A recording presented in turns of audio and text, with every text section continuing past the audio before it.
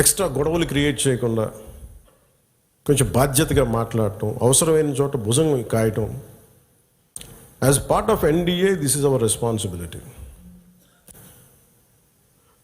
ఎందుకు నేను దీన్ని ఫస్ట్ టైం నేను ఇప్పుడు దాకా మాట్లాడిన విధానంలో కొంచెం సాఫ్ట్గా ఫస్ట్ టైం నేను ఎందుకు హిందూ టార్గెటెడ్ హిందూ, మిగతా వాళ్ళు ఇబ్బంది పడుతూ ఉన్నారు మాట్లాడటానికి.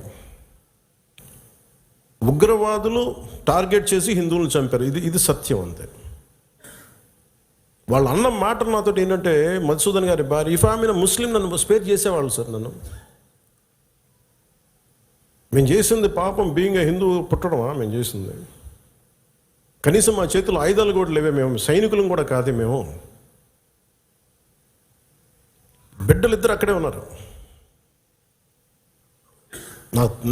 నేను ఆలోచించలేదు ముందు నేను అనుకున్నాను ఆయన ఒక్కైనా వెళ్ళారేమో అలా చనిపోయారేమో అనుకున్నాను. కానీ కుటుంబం అంతా ఉంది, ఇంకో ముగ్గురు 2 ఫ్యామిలీస్ ఉన్నాయి.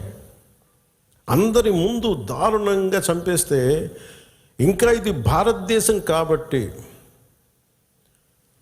చాలా 7 దశాబ్దాల తర్వాత మాట్లాడుతున్నాం మనం. కశ్మీర్ని 3 సార్లు, మన పాకిస్తాన్ని 3 సార్లు ఓడించాం. సహనం ఎక్కువైపోయింది మన దేశానికి. ఎందుకని కంట్రీ మనుషులే సహనం ఎక్కువ మనకి. ఏదైనా అతి చేస్తే మంచిది కాదు, అతి సహనం కూడా మంచిది కాదు, మితిమీరిన మంచితనం కూడా మంచిది కాదు. ఇష్టారాజ్యంగా వచ్చి కాల్ చేసి వెళ్ళిపోతాం అంటే మనం ఎందుకు కామ్గా ఉండాలి? మన జన సైనికుడు చనిపోయిన మన జన సైనికుడు మనలో ఎవరైనా కావచ్చు, అది నేను కావచ్చు, మీరు కావచ్చు, ఎవరైనా కావచ్చు. అది ఎంతమంది ఇక్కడికి వచ్చేసి ఉంటున్నారో మనకు తెలియదు, ఏ ముసుగులో ఉంటున్నారో తెలియదు మనకి.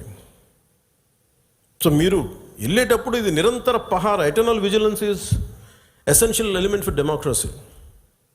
మన బాధ్యత పదవులు వచ్చేసినాయా లేదా, మనం గెలిచేసామా లేదా కంటే కూడా ఎంత బాధ్యతగా ఉండగలం మనం, ఎంత నిరంతరంగా మనం విజిలెన్స్తో ఉండగలం, పహారా కాయగలం సమాజం మీద. ఊళ్ళల్లో ఎవరైనా కొత్త వ్యక్తులు వచ్చారా, అనుమానాస్పదంగా తిరుగుతున్నారా, ఇవన్నీ it's also part of our responsibility.